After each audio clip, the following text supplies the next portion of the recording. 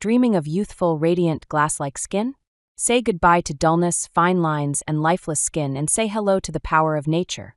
Today, we're showing you how to make an all-natural beetroot and aloe vera gel. Take fresh boiled beetroot. It reduces pigmentation and dark spots, gives you a natural rosy pink glow. Then chop it well. Now make a good paste of beetroot.